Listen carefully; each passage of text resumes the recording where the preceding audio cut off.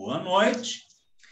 Hoje vamos conversar sobre a poesia de Augusto dos Anjos, talvez o poeta mais conhecido do simbolismo brasileiro, que não foi um boêmio, como Maranhão Sobrinho, não se dedicou às ciências ocultas, como Dario Veloso, nem era consumidor de substâncias alucinógenas, nem mergulhou em experiências eróticas inusitadas, como muitos autores do simbolismo francês.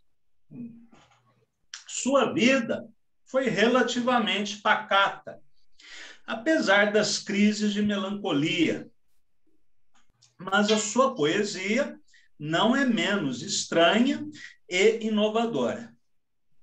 O poeta nasceu em Engenho Pau d'Arco, na Paraíba, em 1884, e estudou no Liceu Paraibano, onde mais tarde viria a ser professor, em 1908, aos 24 anos de idade. Formou-se na Faculdade de Direito de Recife e casou-se em 1910 com Esther Fialho. Mudou-se para o Rio de Janeiro, onde dedicou-se ao magistério, falecendo em 1914, aos 29 anos de idade. Sua formação intelectual, muito rica, inclui a leitura de filósofos e cientistas, como Herbert Spencer, Ernst Haeckel e Arthur Schopenhauer, que influenciaram sua visão pessimista ou fatalista da vida, que ele concebia como um fenômeno químico e biológico, sem nenhuma transcendência. Assim como Cruz e Souza e Camilo Peçanha, o autor pernambucano compartilhou uma leitura equivocada da filosofia budista, identificando a renúncia ao ego e a busca do nirvana como um desejo de aniquilamento e extinção só possível na morte. O tema do sofrimento é talvez o mais constante em sua poesia, mas sem cair no sentimentalismo romântico. O poeta despoetiza a dor, fazendo uso, sobretudo, do humor negro, da ironia, da caricatura e do sarcasmo, para mostrar a inutilidade do viver. O Eu, único livro do poeta, publicado em 1912, no Rio de Janeiro, graças à ajuda de seu irmão, Odilon, é um conjunto de 58 peças em que predominam formas tradicionais, como o soneto e o verso decassilábico. Posteriormente, outros poemas do autor foram descobertos e o livro foi republicado como Eu e Outros Poemas, ou Eu e Outras Poesias, como esta edição que eu tenho aqui. Muito bem. O ritmo, porém, não obedece sempre a esquemas regulares, binários ou ternários. O autor adotou um livre fluxo de sílabas fortes e fracas, similar ao ritmo da prosa. As rimas são inusitadas nessa alucinação de timbres. O poeta combinou termos do português e do latim, como teto senectus, verbos com nomes próprios, amá-lo, sardanapá-lo. Palavras quase homófonas. Síngreme, íngreme. Verbos com letras do alfabeto. Podrece e esse. Outras particularidades, por favor, desliguem o áudio, da bizarra arquitetura fônica do eu, são o uso frequente do grau superlativo nos adjetivos. Singularíssima, nervosíssimo, de advérbios, proficuamente, panteisticamente, palavras com acentuação tônica, fêmea, abstêmia e termos polissilábicos. A insurgência sonora do eu, que recorda os ritmos dissonantes do poeta peruano César Vallejo, em Trilce, ainda hoje causa estranhamento pela novidade da informação estética. A força prosódica dessa lira delirante está centrada, sobretudo, em seu excêntrico vocabulário. O poeta paraibano incorporou termos das ciências naturais, pólipo, vibrião, monera, da filosofia, mônada, não ser, ataraxia, do sânscrito, nirvana, sansara, abhidharma, do grego e do latim, nous, pneuma, atrium, além de insólitos neologismos. O poeta dissecou as partículas léxicas e recombinou-as, formando termos como hoffmânicas, heliogabálica, arimânico, rembrandtescos, que recordam as invenções semânticas de Cruz e Souza, como nirvânica, beethovínica, torcicolosamente. A construção sonora de Augusto dos Anjos surpreende ainda pelo uso particular das figuras de linguagem tradicionais, como as sonâncias e aliterações. Assombrado com a minha sombra magra, diz ele no poema Cismas do Destino. E anáforas, como nesses versos. E quando vi que aquilo vinha vindo, eu fui caindo, como um sol caindo, de declínio em declínio, e de declínio em declínio, com a gula de uma fera, quis ver o que era. E quando vi o que era, vi que era pó, vi que era esterquilínio, do poema negro. A arte verbal do poeta sombrio não é melódica, cantabile, coral serafínico, área de harpas nivosas, mas um scherzo macabro, urdido em notas inauditas. Um bom exemplo dessa música estranha, que vai além das pautas parnaso-simbolistas e que antecipa a poesia moderna, é o conhecido soneto Psicologia de um Vencido. Eu, filho do carbono e do amoníaco, monstro de escuridão e rutilância, sofro desde a epigênese da infância, a influência má dos signos do zodíaco. Profundissimamente hipocondríaco, esse ambiente me causa repugnância. Sobe-me à boca uma ânsia, análoga à ânsia que se escapa da boca de um cardíaco. Já o verme, este operário das suínas, que o sangue podre das carnificinas come, e a vida em geral declara guerra, anda a espreitar meus olhos para roê-los, e há de deixar-me apenas com os cabelos na friagem inorgânica da terra.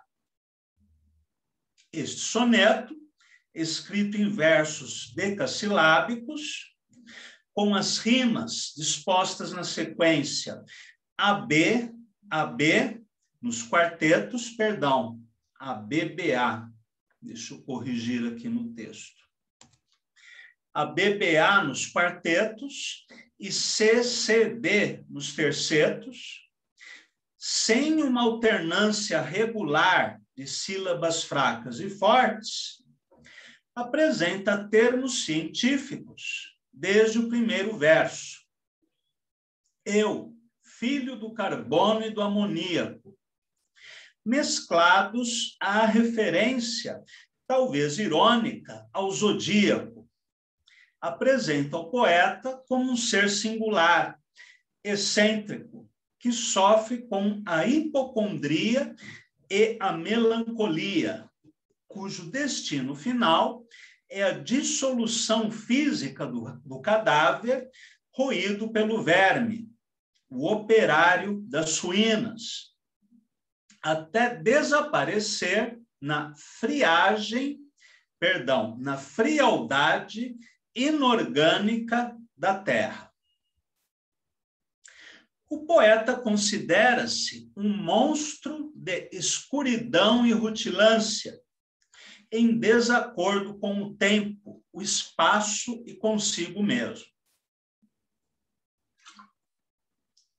Se pensarmos nas três categorias poéticas formuladas por Ezra Pound, fanopeia, melopeia, logopeia, o poeta, podemos considerar que na poesia de Augusto dos Anjos predomina o pensamento, a dança do intelecto entre as palavras. Em seus poemas, a imagética não alcança a paleta cromática de um Cruz de Souza, de um Pedro Kilkerry, por exemplo. Augusto dos Anjos não foi hábil pintor de aquarelas semânticas, mas um artista do escarro, que fez do muco verbal a matéria-prima básica para a composição de virulentas metáforas, que tem o sabor da verde gosma da tises. Por exemplo, aqui, dissolva-se, portanto, minha vida, igualmente a uma célula caída na aberração de um óvulo infecundo, como ele diz em budismo moderno. Ou ainda, comi meus olhos crus no cemitério, numa antropofagia do faminto, em solilóquio de um visionário. O eu não se confunde com a obra dos demais poetas brasileiros de seu tempo. O único paralelo possível é com o livro de Cesário Verde, que também apresenta inovações no ritmo, próximo ao da prosa, e um vocabulário igualmente insólito, no uso de advérbios e do grau superlativo do adjetivo, com intenção caricatural e irônica. Vamos ler um poema do Cesário Verde para compararmos com Augusto dos Anjos. Ecos do realismo, manias. O mundo é velha cena ensanguentada, coberta de remendos, picaresca. A vida é chula farsa assobiada, ou selvagem tragédia romanesca. Eu sei um bom rapaz, hoje uma moçada, que amava certa dama pedantesca, perversissima, esquálida e chagada, mas cheia de jactância quixotesca. Aos domingos, a Déia, já rugosa, concedia-lhe o braço com preguiça, e o dengue, em atitude receosa, na sujeição canina mais submissa, levava na tremente mão nervosa o livro com que a amante ia ouvir a missa. Tanto em Cesário Verde quanto em Augusto dos Anjos, nós notamos, além do advérbio e do grau superlativo do adjetivo, o uso da hipérbole, essa figura exagerada, né, o desenho exagerado de alguma coisa, o tom melancólico, certa crueldade e imagens consideradas de mau gosto, né? Por exemplo, quando ele diz aqui, eu sei um bom rapaz, hoje uma ossada. Do mesmo modo que Baudelaire, na Carniça, e Augusto dos Anjos, em muitos de seus poemas, onde se refere a vermes, a cadáveres, aqui também o Cesário Verde usa desse mesmo tipo de imagem, ao mesmo tempo considerada vulgar, grotesca, mas com a intenção de chocar a sensibilidade do leitor. A poesia de Augusto dos Anjos, porém, apresenta ainda várias outras inovações, fazendo uso de cifras como preço de mercadorias. Custa 1,2 conto ao lojista. Dados quantitativos nas suas 33 vértebras. Datas: sexta-feira, 3 de maio. A incorporação do prosaico, da linguagem comercial e até de exageros metafóricos. Tenho 300 quilos no epigastro, que antecipam o modernismo.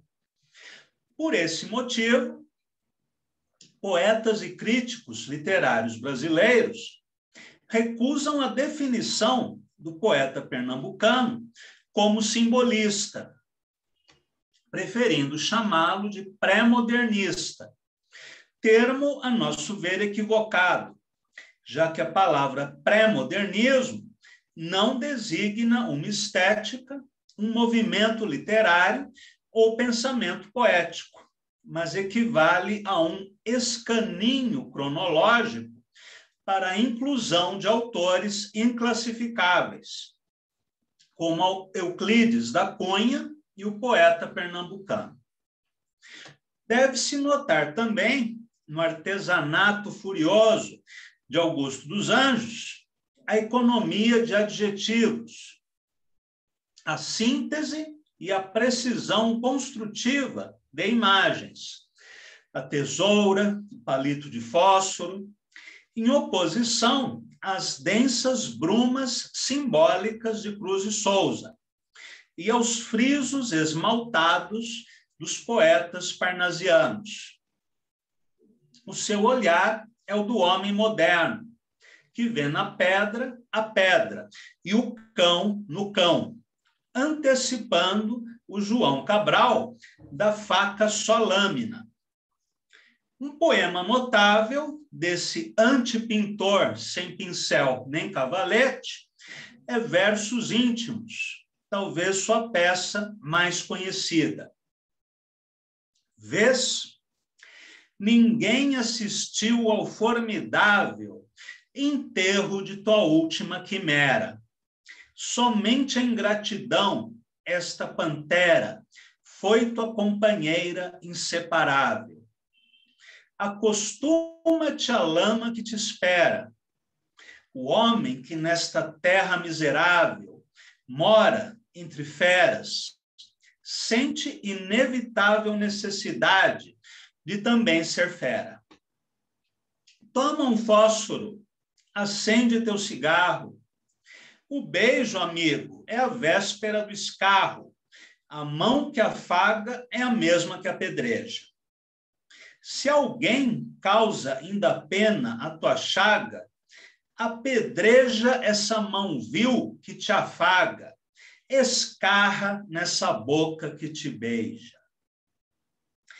Este soneto, assim como o anterior, é construído em versos decassilábicos, com a mesma sequência de rimas e liberdade de acentuação rítmica.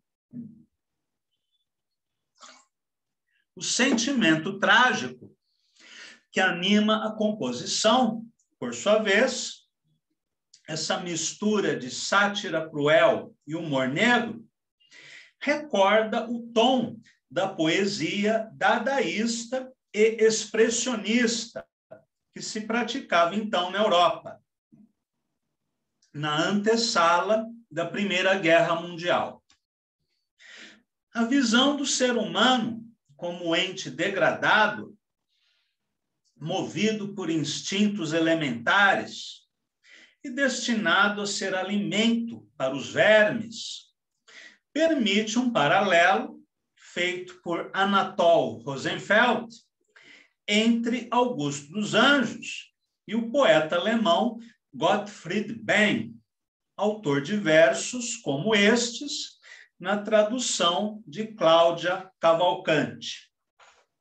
O poema que eu vou ler para vocês, de Gottfried Benn, está na antologia de poesia expressionista alemã, organizada e traduzida pela Cláudia Cavalcanti. Vamos ler o poema. Homem e mulher passeiam no pavilhão do câncer. O homem, nesta fila, aqui estão ventres apodrecidos, e nesta está o peito apodrecido. Lado a lado, camas mal cheirosas. As enfermeiras revezam-se a cada hora. Vem, levanta sem medo esta coberta. Vê esse monte de gordura e sumos putrefatos. Para um homem, um dia já foi tudo. Também foi êxtase, lar. Vem, olha esta cicatriz no peito. Sentes o rosário de pontos moles? Toca sem medo, a carne é mole e não dói. Esta aqui sangra como se de 30 corpos.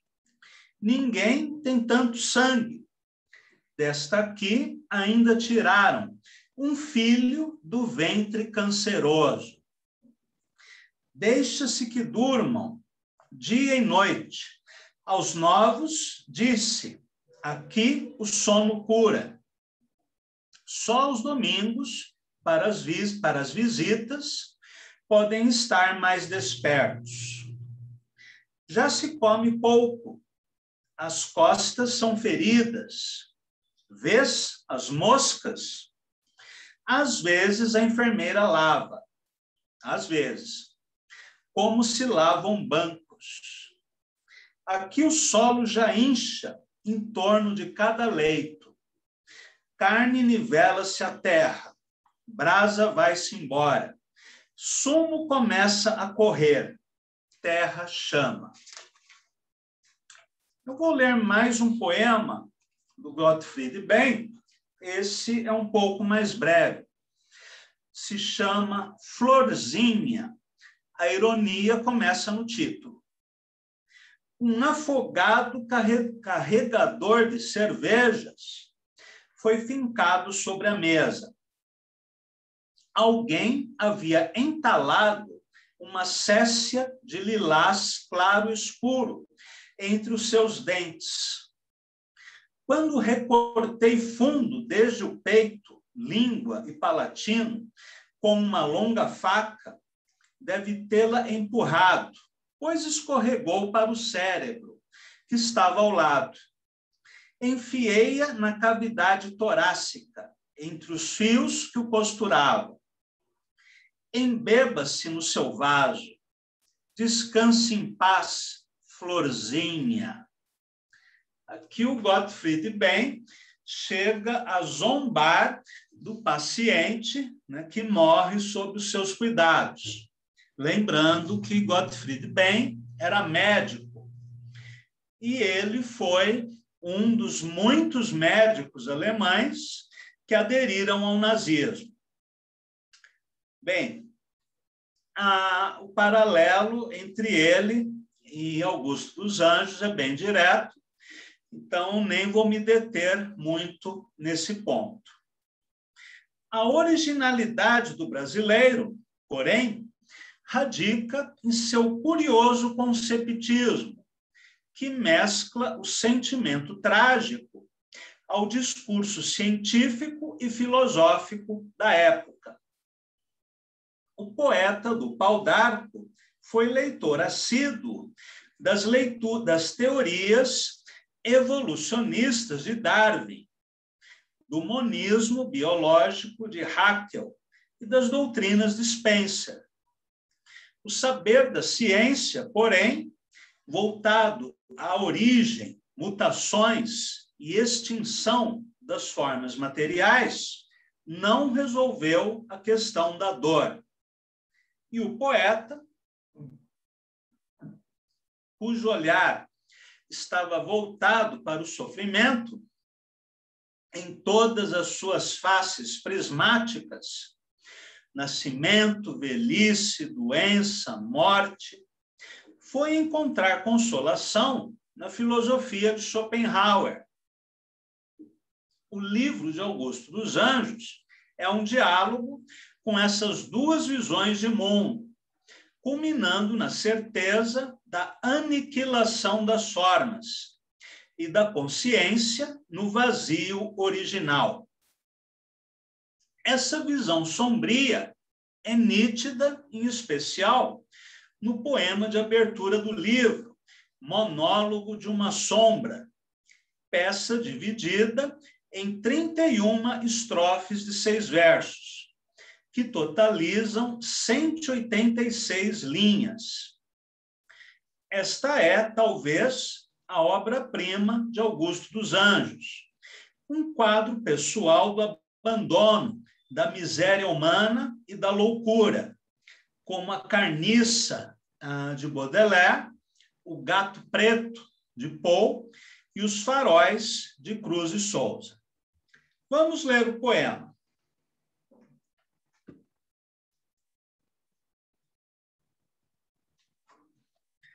Monólogo de uma sombra. Sou uma sombra.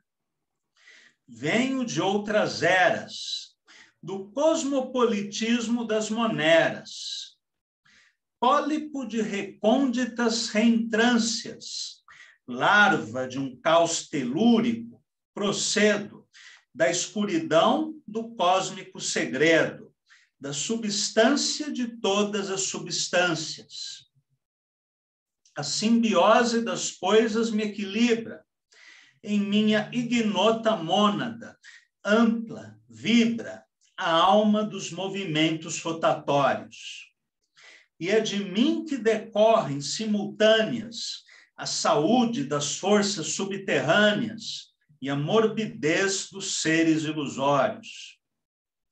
Pairando acima dos mundanos tetos, não conheço o acidente das senectos, esta universitária sanguessuga, que produz, sem dispêndio algum de vírus, o amarelamento do papirus e a miséria anatômica da ruga. Na existência social, possuo uma arma, o metafisicismo de Abhidharma, que é um dos campos de estudos da filosofia budista. E trago, sem bramânicas tesouras, como um dorso de azêmula passiva, a solidariedade subjetiva de todas as espécies sofredoras. como um pouco de saliva cotidiana, mostro meu nojo à natureza humana. A podridão me serve de evangelho.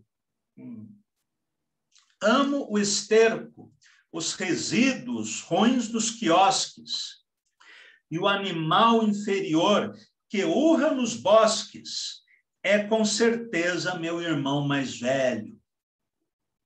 Tal qual quem para o próprio túmulo olha, amarguradamente semeantolha a luz do americano plenilúnio, na alma crepuscular de minha raça, como uma vocação para a desgraça e um tropismo ancestral para o infortúnio. Aí vem sujo a coçar chagas plebeias, trazendo no deserto das ideias o desespero endêmico do inferno, com a cara hirta tatuada de fuligens, este mineiro doido das origens, que se chama o filósofo moderno. Quis compreender, quebrando estéreis normas, a vida fenomênica das formas, que, iguais a fogos passageiros, luzem. E apenas encontrou na ideia gasta o horror dessa mecânica nefasta, a que todas as coisas se reduzem. E hão de achá-lo amanhã, bestas agrestes, sobre a esteira sarcófaga das pestes, a mostrar já nos últimos momentos como quem se submete a uma charqueada, ao clarão tropical da luz danada, o espólio dos seus dedos peçonhentos. Tal a finalidade dos estames, mas ele viverá, rotos os liames, dessa estranguladora lei que aperta todos os agregados perecíveis nas esterilizações indefiníveis da energia intratômica liberta. Será calor, causa ubíqua de gozo, raio-x, magnetismo misterioso, quimiotaxia, ondulação aérea, fonte de repulsões e de prazeres, sonoridade potencial dos seres, estrangulada dentro da matéria. E o que ele foi? Clavículas, abdômen, o coração, a boca, em síntese, o homem, engrenagem de vísceras vulgares, os dedos carregados de peçonha, tudo coube na lógica medonha dos apodrecimentos musculares.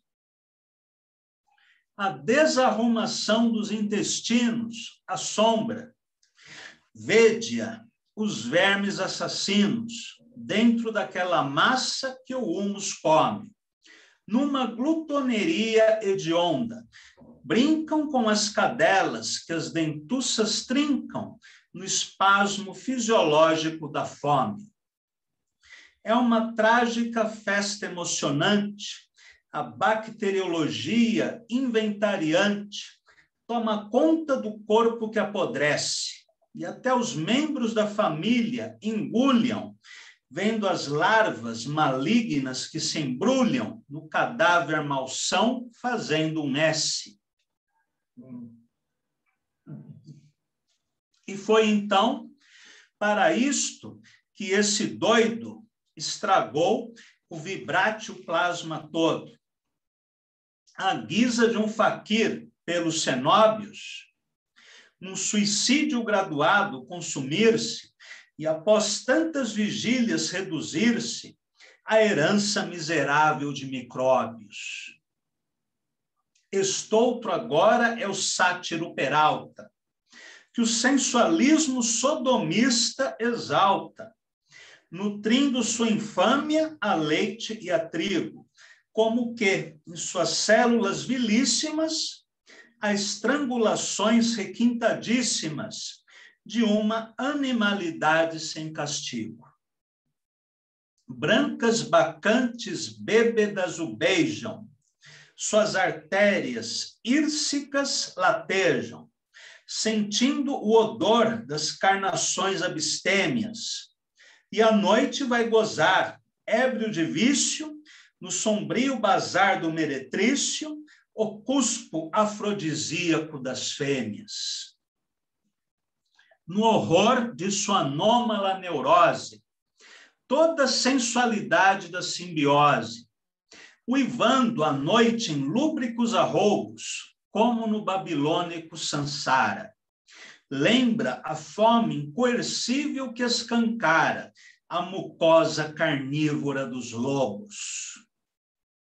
Sôfrego, o monstro as vítimas aguarda, negra paixão congênita bastarda, do seu zooplasma o fídico resulta, e explode igual à luz que o ar acomete, com a veemência mavorte do ariete e os arremessos de uma catapulta.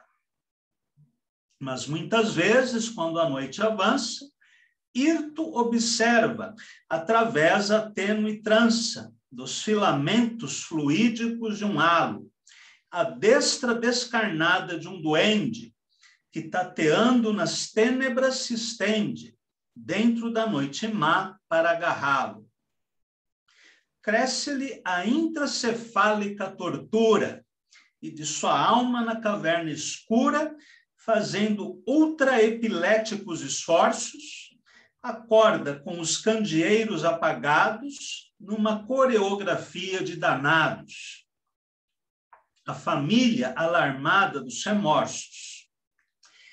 É o despertar de um povo subterrâneo, é a fauna cavernícola do crânio, Macbeths da patológica vigília, mostrando em rembrandtescas telas várias as incestuosidades sanguinárias que ele tem praticado na família. As alucinações táteis pululam, sente que megatérios o estrangulam, a asa negra das moscas o horroriza, e o autopsiando a amaríssima existência, encontra um cancro assíduo na consciência e 3 manchas de sangue na camisa. Mingua-se o combustível da lanterna, e a consciência do sátiro se inferna, reconhecendo, bêbedo de sono, na própria ânsia dionisíaca do gozo, esta necessidade de horroroso, que é talvez propriedade do carbono. Dentro de toda a alma existe a prova de que a dor, como um dartro, se renova, quando o prazer barbaramente a ataca. Assim também observa a ciência crua, dentro da elipse ignívoma da lua, a realidade de uma esfera opaca.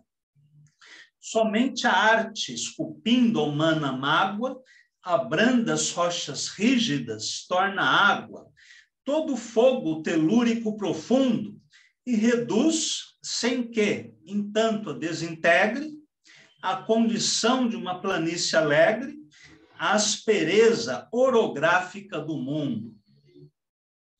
Provo desta maneira ao mundo odiento, pelas grandes razões do sentimento, sem os métodos da abstrusa ciência fria e os trovões gritadores da dialética, que a mais alta expressão da dor estética consiste essencialmente na alegria. Continua o martírio das criaturas, o homicídio nas vielas mais escuras, o ferido que a hostil gleba atra escarva, o último solilóquio dos suicidas, e eu sinto a dor de todas essas vidas em minha vida anônima de larva. Disse isto à sombra, e, ouvindo estes vocábulos, da luz da lua aos pálidos venábulos, na ânsia de um nervosíssimo entusiasmo, julgava ouvir monótonas corujas, executando, entre caveiras sujas, a orquestra arrepiadora do sarcasmo. Era a elegia panteísta do universo, na prontidão do sangue humano imerso. Prostituído, talvez, em suas bases, era a canção da natureza exausta, chorando e rindo na ironia infausta, na incoerência informal daquelas frases. E o turbilhão de tais fonemas acres, trovejando grandilíquos massacres, há de ferir-me as auditivas portas, até que minha efêmera cabeça reverta a quietação da treva espessa e a palidez de fotosferas mortas. Poemaço, né? Eu nunca li esse poema em voz alta, né, do início ao fim, mas eu fiquei imaginando, inclusive, um monólogo para teatro. Seria algo interessante. Muito bem. Na poesia de Augusto dos Anjos, como notou seu amigo Orris Soares, um tema está ausente, o amor. O poeta enfoca o erotismo desvinculado da paixão ou da ternura, marcado com o estigma do meretrício, do pecado original, talvez pela formação religiosa e pelos ressentimentos afetivos do autor. A prática do sexo, para ele, quase sempre se confunde com o ofício da prostituta, que traz a doença, a miséria, a danação. Assim, por exemplo, no admirável soneto Depois da Orgia. O prazer que na orgia a Etaíra goza, Etaíra quer dizer prostituta, produz no meu sensorium de bacante o efeito de uma túnica brilhante, cobrindo ampla apostema escrofulosa. Troveja e anelo ter, sôfrega e ansiosa, o sistema nervoso de um gigante, para sofrer na minha carne estuante a dor da força cósmica furiosa.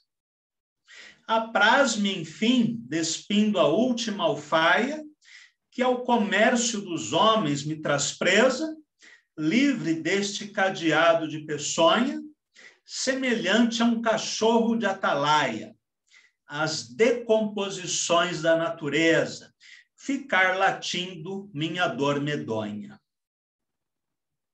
Augusto dos Anjos via o mundo não como um fotógrafo, mas como um cirurgião hábil em usar o bisturi.